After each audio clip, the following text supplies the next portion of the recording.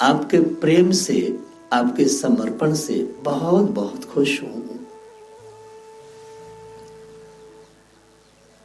मैं तुम्हें एक बहुत ही दिव्य ज्ञान देता हूं, जिसे शास्त्रों में चतुर श्लोकी भागवत कहा गया है। परम भगवान ने 4 श्लोक श्री ब्रह्मा जी को अपने श्रीमुख से कहे। वही 4 श्लोक चतुर श्लोकी भागवत कहलाता है, और इन 4 श्लोकों की व्याख्या ही 18,000 श्लोक में है। यही चतुर श्लोकी भागवत ब्रह्मा जी ने सनकादि ऋषियों को दी है,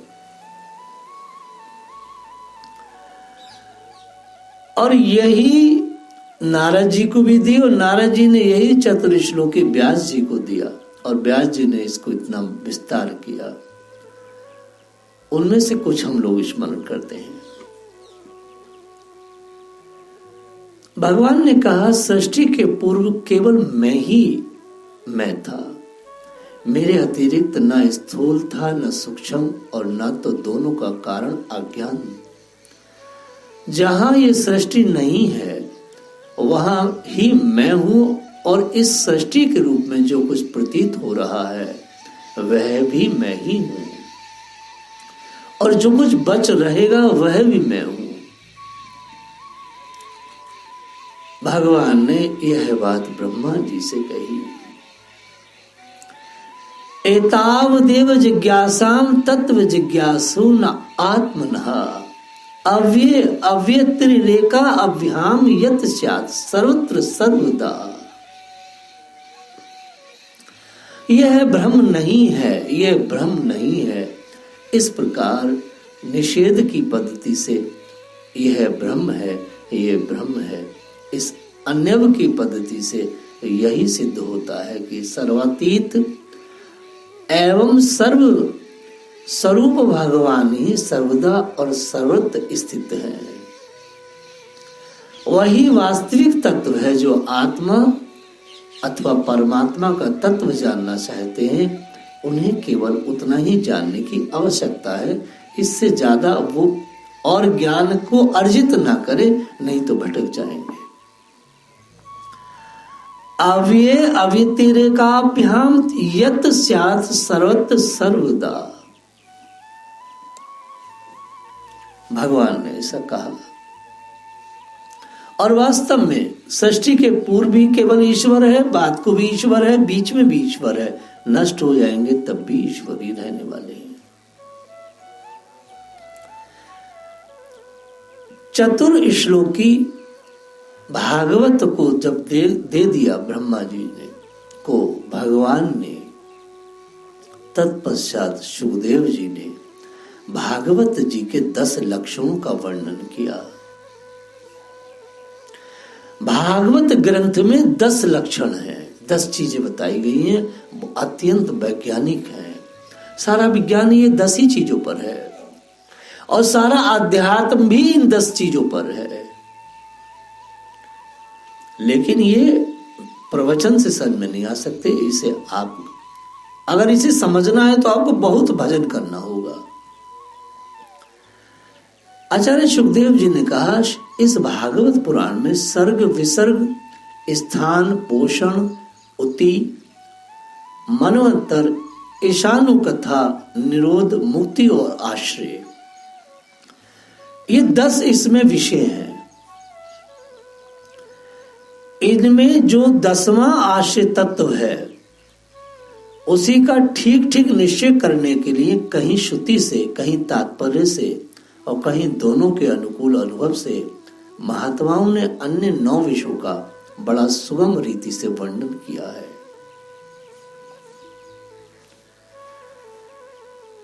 सर्ग विसर्ग क्या है, थोड़ा सा आप इसे समझिए। ईश्वर की प्रेरणा से गुणों में क्षोभ होकर रूपांतर होने से जो आकाश आदि पंचभूत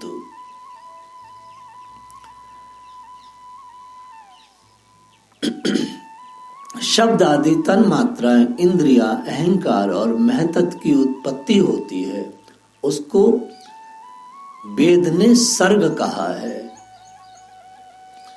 और उस विराट पुरुष से उत्पन्न ब्रह्मा जी के द्वारा जो विभिन्न चराचर सृष्टियों का निर्माण होता है उसका नाम विसर्ग है।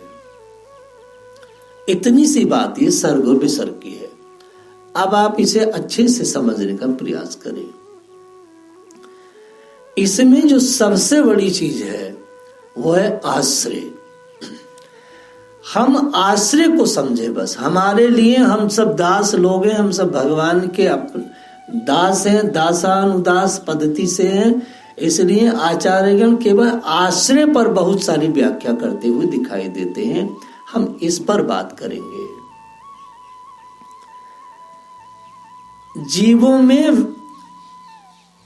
जीवों की जो वासनाएं, हमारी जो वासनाएं हैं, जो कर्म के द्वारा हमें बंधन में डालती हैं, उसे उति कहते हैं।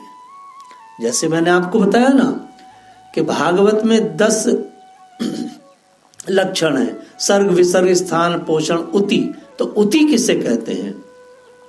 उति शब्द का अर्थ शास्त्र में बताया गया है जो हमारी वासनाएं हैं, वासनाओं के अनुसार जो हम कर्म करते हैं, उनमें जो हम बंधन में डल जाते हैं कर्म करके, वही उति है, वो उति है। जब भगवान योग निद्रा स्वीकार करके शयन करते हैं तब इस जीव का अपने उपाधियों के साथ उनमें लीन हो जाना ही निरोध है। मुक्ति क्या है? वास्तविक स्वरूप परमात्मा में स्थित होना ही मुक्ति है। बोले यार वो आदमी मुक्त हो गया, वो महात्मा बहुत मुक्त है, वो व्यक्ति मुक्त है, वो गुरुजी मुक्त है। मुक्त का मतलब क्या है? अपने वास्तविक स्वरूप परमात्मा में स्थित होना ही मुक्ति है। आप भगवान को जान गए हैं, भगवान में आपकी चित्त रम गया है, बुद्धि रम गई है, आप मुक्त हो गए। आश्रय क्या है? तृतीयम तत्र यो वेद से आत्मा स्वस्य आश्रय। वह परमात्मा ही सबका अधिष्ठान आश्रय तत्व है। निश्चित एक बात बताए, मुक्ति पर बात की जाए तो मुक्ति है क्या? मुक्ति भैया खाली मन की बात है। अगर मन भगवान में है तो मुक्त है, मन भगवान में नहीं तो आदमी बंधन में है।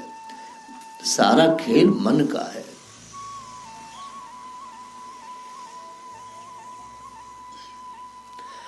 मना सर्व विकारात्मा बुद्धिर विज्ञान रूपिणी। बस इसको अगर समझ लिया तो वो सर्ग विसर्ग भी समझ में आ जाएगा कि सब बहुत सुंदर श्लोक है। मना सर्व विकारात्मा बुद्धिर विज्ञान रूपिणी। मन सब विकारों का उत्पत्ति स्थान है और बुद्धि समस्त पदार्थों का बोध कराने वाली है। समझ गए? मन क्या है भैया? सर्व विकारों का उत्पत्ति स्थान है। जितनी भी विकार आते हैं अच्छे बुरे, उनका उद्गम स्थान मन है। मन में सारा पैदा होता है कुटिलता, मन में पैदा होती है अच्छी बात, मन में पैदा होती है बुरी बात। सारा खेल मन का है। मना सर्व विकारात्मा, सारे विकारों की का जड़ जो है, सारे विकारों की जो अम्मा है, जो गर्भ स्थान है, वो मन है। और शास्त्र में क्या कह दिया? बुद्धिर विज्ञान रूपिणी। बुद्धिर विज्ञान रूपिणी, बुद्धि समस्त पदार्थों का बोध कराने वाली है, समस्त पदार्थों का। और इसलिए मैं बार बार 20 साल से एक ही बात कहता हूं कि आपकी बुद्धि भगवान के विषय में सोचने लगे तो काम बनेगा। मन तो कभी कभी सोचता है, कभी नहीं भी सोचता है। मन भगवान में सोच रहा है तो मन इधर उधर भी हो जाता है। एक बार बुद्धि में भगवान अगर प्रवेश कर गए, स्थिर हो गए, तो मन भी कंट्रोल हो जाएगा। क्योंकि बुद्धि जीव की असली सारथी है। मन सारथी मत बनाओ, बुद्धि को सारथी बनाओ। बुद्धि कौन सी सारथी बनेगी शेष? जो बुद्धि भगवान के रूप गुण से दीक्षित हो, ऐसी बुद्धि जब शरीर की सारथी बनती है तो मन को बांध लेती है। हम लोग कैसे यहां पर पढ़े बताओ? इतना बड़ा अंतर्राष्ट्रीय कृष्ण भावनामृत चल रहा, किससे चल रहा बताओ? अच्छा, बुद्धि से। बुद्धि विज्ञान रूपणी। बुद्धि हमेशा पदार्थ का बोध कराने वाली होती है, मन बोध नहीं करा पाता। मन में तो कभी उल्टा कभी सीधा, कभी उल्टा कभी सीधा, कभी गंगा जी पे जाएगा आदमी, कभी यमुना जी पे जाएगा। लेकिन एक बार अगर बुद्धि में पदार्थ का बोध हो गया तो काम बन जाएगा। तो इसलिए बुद्धि विज्ञान रूपणी। बुद्धि तत्व का बोध करा, मन तत्व का बोध नहीं कराता। मन तो बहुत ही, मन को तो मैं बार बार एक ही बात कह रहा हूं, ये मन जो है ना सेकुलर है भैया। कभी कभी अच्छा कभी बुरा सोचता है, लेकिन बुद्धि में एक बार अगर आ गया, अगर बुद्धि में भगवान आ गए एक बार, तो कट्टर हिंदू हो गया। आजकल यही चल रहा है, तो वही व्यास जी पे भी शब्द निकल रहा है, क्या किया जाए। इसलिए का बुद्धि विज्ञान रूपणी। ये मन जो है ना, हमेशा विकार सारे के सारे कहां आएंगे बताइए आप? मन में आएंगे। इसलिए मन को ना माना जाए। गुणात्म कानि इंद्रियाणि भूत आदि प्रभाव गुणा। इंद्र आदि, देखिए इंद्रियां क्या करती हैं? इंद्रियां शब्द आदि विषयों का ग्रहण करती हैं, और विषय जो है वो अहंकार उत्पन्न करते हैं। भाई इंद्रिय करती क्या है? इंद्रियां शब्द को ग्रहण करती हैं, इंद्रियां विषयों को ग्रहण करती हैं। जब देखिए इंद्रियां कैसे ग्रहण कर रही हैं, आपके हाथ ने चाहा भाई इसे छुए, स्पर्श करें, बताइए इंद्रिय ने विषय स्वीकार किया नहीं किया? आपके पैरों ने कहा अरे यार आज वहां चल रहे हैं, आपकी आंखों ने कहा अरे उसे देखे बहुत दिन हो गए, चलो देखने चल रहे हैं, आपके कानों ने कहा अरे यार बड़े दिन हो गए, उसके बारे में जानना चाहेंगे, मस्ती आएगी। तो बुरे बुरे विषय इंद्रियां ग्रहण करती हैं। इंद्रियां इतनी बलवती है, और यह तभी तो कहा गया मना सर्व विकारात्मा। मन में जैसी बातें आती हैं इंद्रियां बलवती होकर काम करने लगती हैं।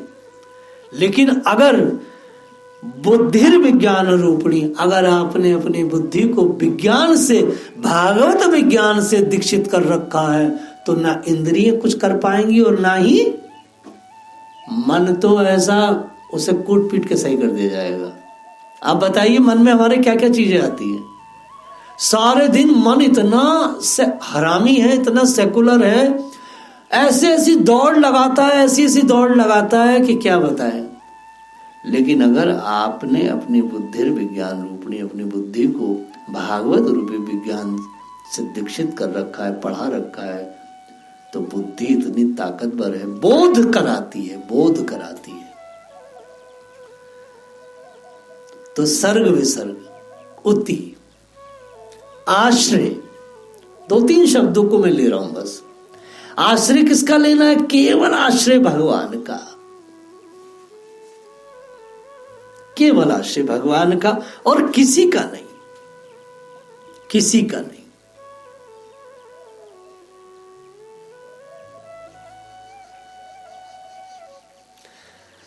किसी का। ईश्वर की प्रेरणा से गुणों में जो क्षोभ होता है उसे सर्ग कहते हैं, और सृष्टियों का जो निर्माण होता है जो ब्रह्मा जी करते हैं उसे विसर्ग कहते हैं।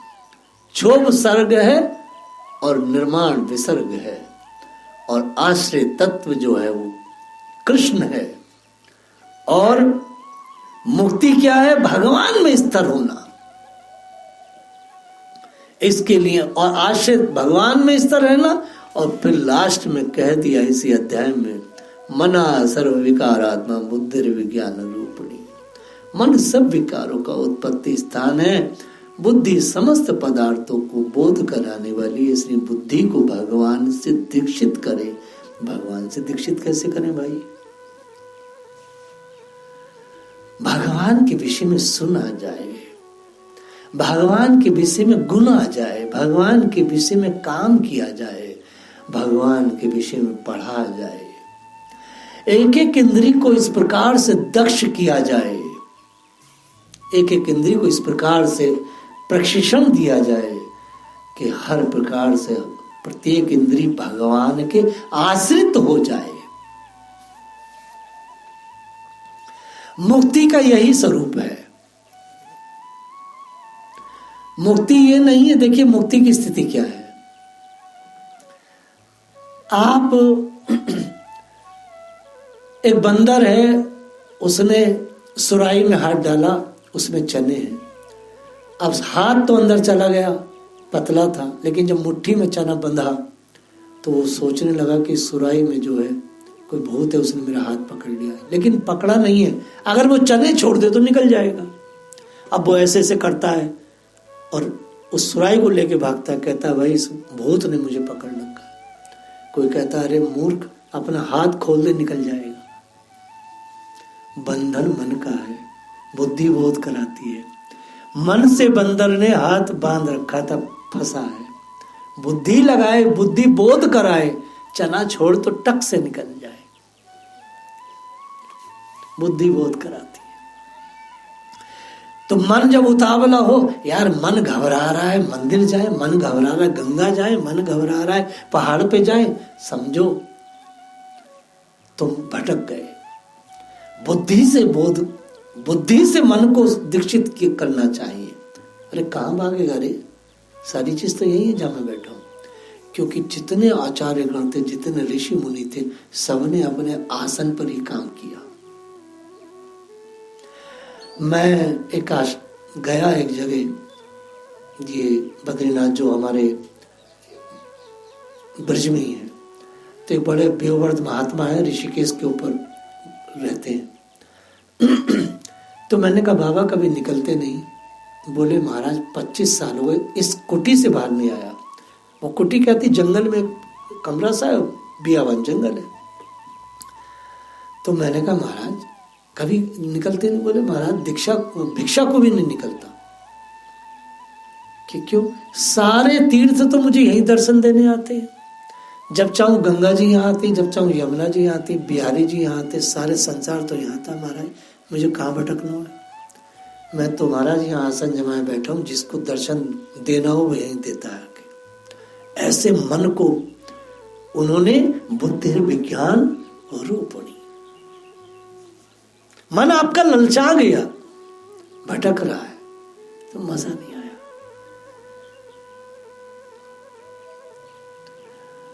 बड़े बड़े ज्ञानी, ब्रह्मज्ञानी, लोकाचार की दृष्टि से लोग इधर उधर जाते हैं, उनका मन नहीं चाहता है। लेकिन भगवान की प्रेरणा होती, भगवान की मर्जी होती है, और भगवान की सेवा के लिए वो निकलते हैं। अन्यथा वहां जहां जम गए, क्योंकि उन्हें बस अपना देह को पूरा करके लय होना होता है। वो भटकने से नहीं होगा, वो तो एक जगह बैठने से ही होगा। तो जिसने अपने को स्थिर कर लिया, मन सर्व विकार आत्मा, मन में सारे विकार उत्पन्न होते हैं, लेकिन बुद्धि विज्ञान रूपणी, बुद्धि जो है वो बोध कराती है। और कौन सी बुद्धि बोध कराती है? जो बहुत ही प्रशिक्षित होती है कृष्ण भाव नाम से, कृष्ण तत्व से। जो बुद्धि प्रशिक्षित है गुरुजनों के आशीर्वाद से, उनकी मेहनत से, वही बुद्धि जो है